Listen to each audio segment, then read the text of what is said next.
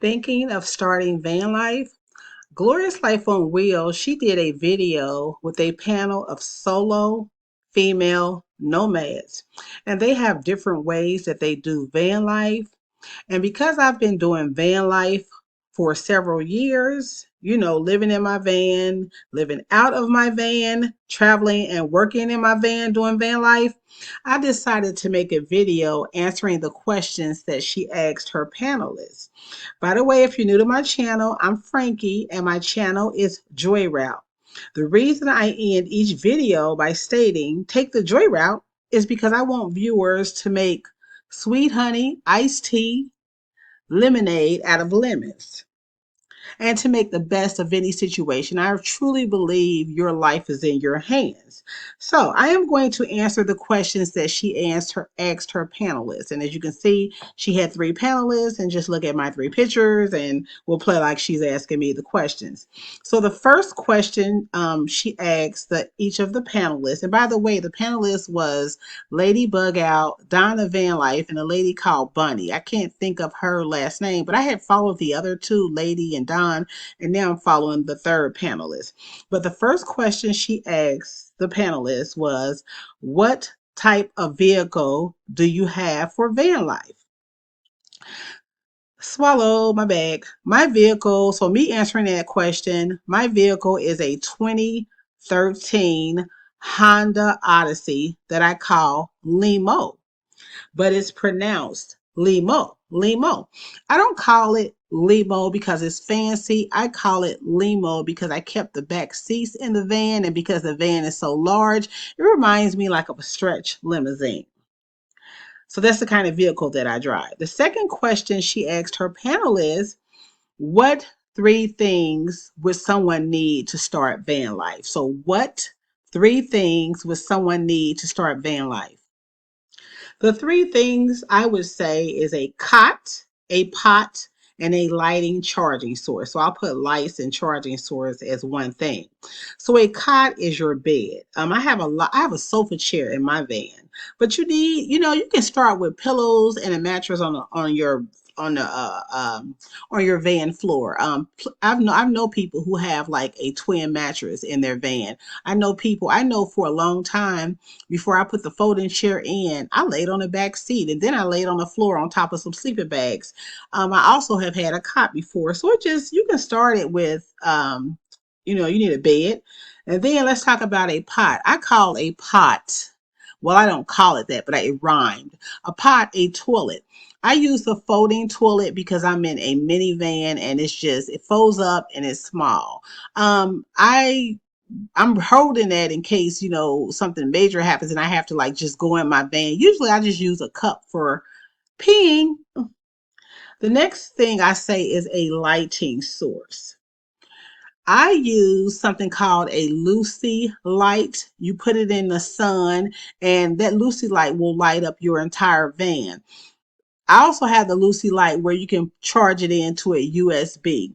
And you need a lighting source because if you camp on campgrounds, and I've heard even on BLM land, I know campgrounds, they get pitch black. So I've heard BLM land gets pitch black. So you definitely need a lighting source, a flashlight. I have a flashlight that also charges my phone. So that's really good. My flashlight also has multiple uses, like it'll charge my earbuds and my fan, and I already said my phone. Another type of light that I have, but it's not, I think it needs some batteries, is a headlight. People that like the headlights, they really swear by the headlights. So I would say you need a lighting source. They could be headlights. So those are my three things.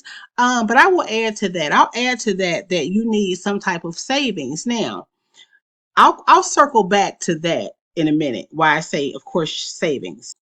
So Carol, that's her name, the lady that runs the Glorious Life on Wheels channel. She said that you need to know your budget, and I agree with that. But I also say you need to have a savings. Now, if you're going to do van life in your hometown or nearby, your savings would be just like if you were in as they say, sticks or bricks, whatever you have. If you don't have no savings, sticks or bricks, then an emergency could happen. But if you just taking your chances and going until you need something, then that's how it would be in van life. I personally couldn't imagine starting van life with a savings. Not a huge savings. You don't have to have a huge savings, but I say you need a savings. And I do agree with Carol's point that you need to know your budget. Something I need to circle back to. I have a Jackery as a charging source.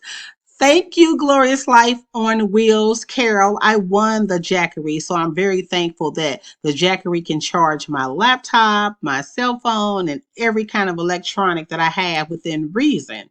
The third question she asks is how do you travel in your van?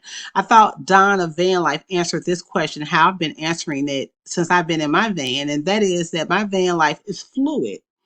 Um, so what that means is van life. I know if you watch YouTube videos, you may think I have to do van life like this, or if I do van life like this, then this isn't van life. If I'm not traveling, then this isn't van life. As Don brought up the point, and as we van dwellers know, the van life does not mean you have to be traveling all the time. Lady Bug Out says she chooses one or two places and she hits the road. I think she has a sticks and brick, I think. Now, I wasn't familiar with the Lady Bunny, but Bunny says she's got a car and she's already put 20,000 miles on it. She says she likes to constantly be traveling. Dawn of Van Life says she purchased a box truck, and so she pretty much bought it because she kind of wants to sit still. For me, how do I travel? I do a combination of all three of those, ladies, but my preferred method of travel and what I'm going to be doing moving forward is I am going to be, when I travel, I am going to stay at a place anywhere from 3 weeks to 3 months because as a digital nomad, I work on the road. And so it's important to me to have like a stable place because if you're always moving and going, it's hard to work on the road. So my thing is I like to stay in a place like anywhere from 3 weeks to 3 months because that gives you enough time to really get to know the area and to explore the area. My home base is Ohio. I could spend the rest of my life in Ohio and never cover all the amazing things in this state. So I don't think you need to be traveling all the time. I think you set your own rules. If you want to go somewhere and for every day you want to travel somewhere like Bunny, or if you want to pick one or two places, go there and stay for a while, or if you want to be like Don, like kind of like how I prefer to be somewhere for a certain period of time, it's up to you. It's your van life. Do it how you want. The fourth question, which is my absolute favorite question that Carol of Glorious Life on Wheels asks is, what do you do in van life that enhances you living in a van? What do you do to make yourself, happy, or that makes your van comfortable and have a feeling of home? Now, with this answer, I'm more like Lady Bug Out. Lady Bug Out says she likes candles. I forget what else she said, but I like candles and fragrances. So candles, and I like lights. Like I like LED lights. I think Lady Bug Out also said that if you've never been in your van at night with some LED lights, you do not know what you are missing. Lights look so magical and glorious at night. So I love good scents. My candles bring me good energy. I love essential oils and resin and all this stuff. I like to just burn my candles. I have natural candles, soy candles, also candles that are 100% CBD. My family knows I like candles, my son, so they'll usually give me a really good candle for the holidays or something like that. So my things that enhance my van life, candles, candles, candles. I like the LED lights. I also like to set the table.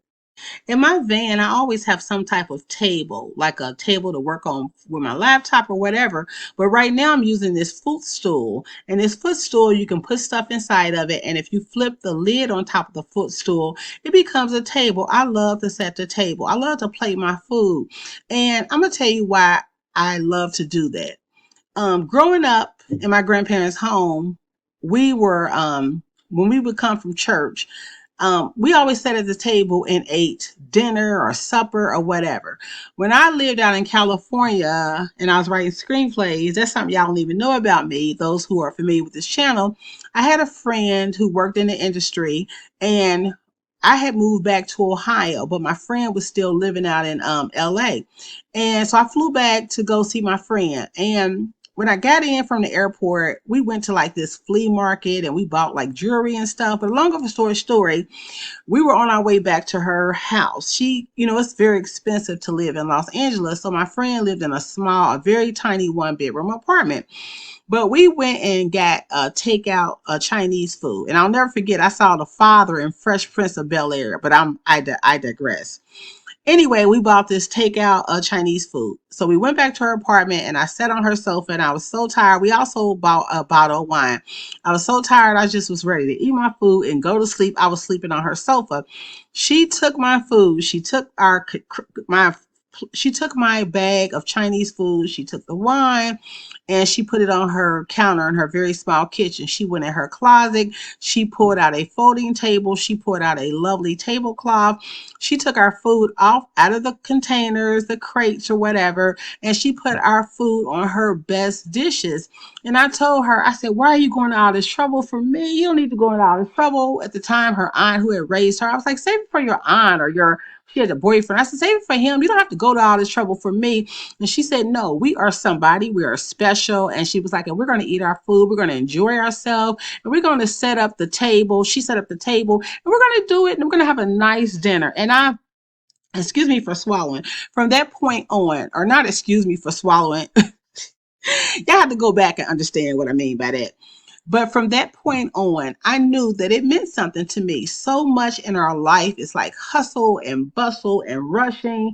That's what made van life appealing to me, because if you work for yourself and you live in a van, you can live very humbly and modestly, but you can live a good quality of life. And even though in that day we were, out there and we just, like I said, we ordered takeout, but it's just like do something special for yourself. And so from that point on, I don't do it every single meal that I eat, but I would say the half of the meals that I eat, I always set my little footstool. I turn it over to a table and I set it. I plate my food and I make my surroundings look nice. So that's how I make my van like home.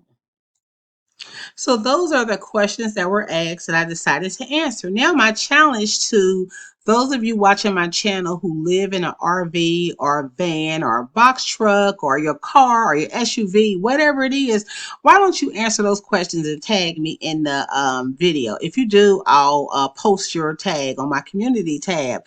So let's keep this going. Let's share with everyone, because as people are contemplating embarking on the van life, and we just say van life, it could be RV, car life, SUV life, box truck life, as people on embarking on a journey, there are things they want to know. I know when I started out, there were questions and things that I wanted to know. So why don't we make this big effort to help people, and let's tag each other and let's answer the questions. Let's keep this going. So thank you very much, Glorious Life on Wheels, for having your panel answer these questions. Thank you also for the Jackery that I won. Yay. Now I want to challenge people to go ahead and take this challenge and answer these questions. And y'all know how I end it. I always, no matter what you do, no matter how you do it, take the joy route. Take the joy route.